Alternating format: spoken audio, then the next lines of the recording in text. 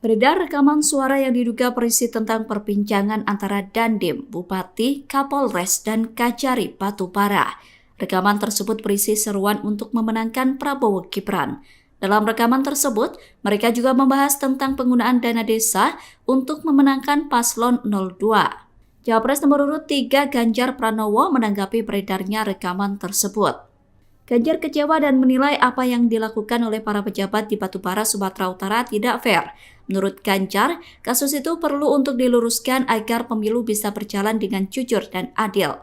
Atas peristiwa itu, Ganjar mengingatkan masyarakat hingga pejabat untuk memiliki ruang yang baik dan benar terkait pemilu 2024.